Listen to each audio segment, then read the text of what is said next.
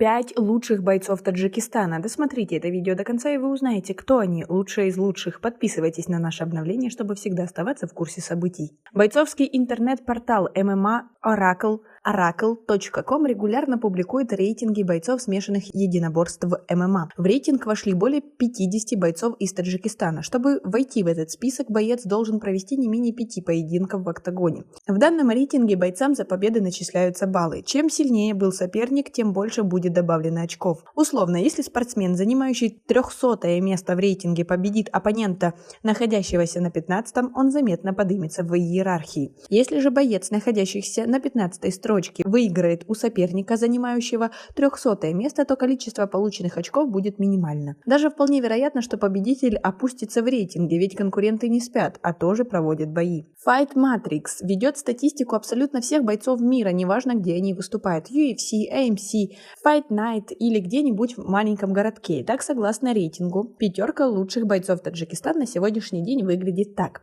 Муин Гафуров, 345 место в мировом рейтинге ММА. Родился 17 мая 1996 года, рост 1,70 м, вес легчайший 61 кг. Муин Гафуров начал свою профессиональную карьеру в 2013 году и на данный момент провел 21 бой, победил в 17 и проиграл в 4. Принимал участие в турнирах ACA, ONE FC, DW. Встречался с такими соперниками, как Тао Джао, Юзеф Абдолла, Магомед Абдулаев. Последний бой Муин Гафуров провел 8 сентября на турнире из президентской серии Даны Уайта против канадца Чада Анхелигера.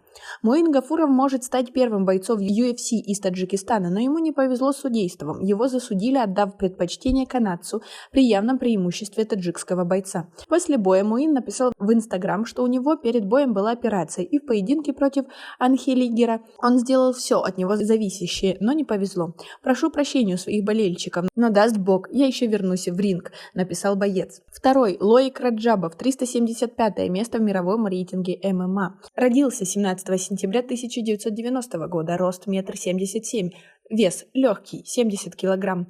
Начал свою профессиональную карьеру в 2012 году. На данный момент провел 19 боев, имеет 15 побед, 3 поражения и 1 ничью. Принимал участие в турнирах PFL, APGMC. Встречался в поединках с такими соперниками, как Бурак Кизилермак, Фируз Кабилов, Христос Муратиди. Лоик Раджабов вышел в финал PFL 2021, победив спортсмена из Парагвая Алекса Мартинеса 13 августа в США. Финальный бой Лоик Раджабов 27 октября проведет против бразильца Рауша Манфио в США. Участники финала будут бороться за титул чемпиона лиги и $1 миллион США. Напомним, что в 2019 году Лоик Раджабов сумел пробиться в финал PFL, победив несколько именитых бойцов. В финальном поединке, который состоялся в Нью-Йорке, он по результатам 5 раундов проиграл бразильцу Натану Шульту. В 2020 году PFL турнир из-за пандемии не проводила, и поэтому таджикский спортсмен в боях не выступал и остался без соревнований.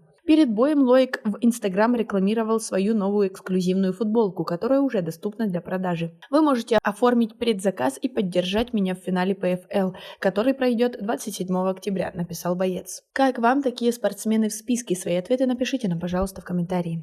Азам Гафоров, 567 место в мировом рейтинге ММА. Родился 10 августа 1993 года, рост 1,62 м, вес наилегчайший 56 кг. Боец ММА Азам Гафуров начал свою профессиональную карьеру в 2015 году и на данный момент провел 14 боев, одержал 12 побед и проиграл 2 боя. Принимал участие в турнирах таких промоушенов, как ACA, WFCA, WLF.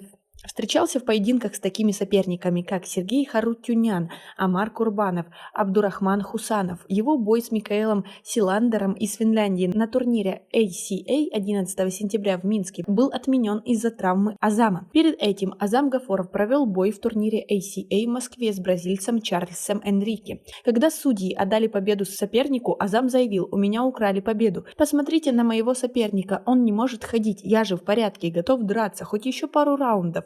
Как можно отдать победу тому, кто пропустил столько ударов и лишь пару раз удерживал меня без всякой угрозы в партере. Если и была необходимость в снятии балла, то этого заслуживал бразилец, который не сделал нужный вес. Однако этого не сделали. Гафорову было засчитано поражение. Следующий бой 4 ноября в Москве, сообщил спортсмен на своей странице в Инстаграм. Его соперником будет Алан Гомеш из Бразилии. Фаридун Адилов, 735 место в мировом рейтинге ММА. Родился в 1993 году, рост 1,82 м, вес полусредний, 77 кг. Начал свою профессиональную карьеру в 2016 году и на данный момент провел 16 боев, у него на счету 14 побед, 2 ничьи и 2 поражения. В основном весит в категориях 84 кг, участвовал в смешанных единоборствах на чемпионатах WFCA, FNG, FNG. Самые известные его матчи были с соперниками Дмитрием Шевараковым, Джан Янгом и Лан Ву. Сейчас спортсмен тренируется на базе клуба Ахмат Таджикистан. В феврале этого года в турнире, организованном промоутерской компанией Хабиба Нурмагомедова, он победил удушением в 4-м раунде ученика россиянина Сергея Калинина и стал чемпионом Eagle FC. В августе в главном поединке турнира EFC 39 Фаридун Адилов отказался провести бой против бразильца Марсио Сантоса, так как игнорировал взвешивание. Об очередном бое Фаридуна пока нет информации. Сам боец сообщил в Инстаграм, что скоро объявят соперника, а я просто готовлюсь в режиме ожидания. Мубаракша Мубаракшоев, 817 место в мировом рейтинге, родился в 1989 году, вес полусредний, 77 кг. Мубаракшоев начал свою профессиональную карьеру в 2015 году и на данный момент провел 7 боев и во всех одержал победу. Принимал участие в турнирах ACA, EFC, WEF. Встречался в поединках с такими соперниками, как Ариф Аюн, Магомед Исаев, Константин Забавин. Последний бой Мубаракшоев провел 6 апреля против россиянина Дениса Измаденова. Стоит напомнить, что это мировой рейтинг бойцов, и составляется он международными наблюдателями. Как вы думаете, кто должен быть еще в этом списке? Так как считается, что это лучшие из лучших бойцы. Свои ответы напишите нам, пожалуйста, в комментарии. У нас пока на этом все. Оцените наше видео подпиской и лайком. До скорой встречи!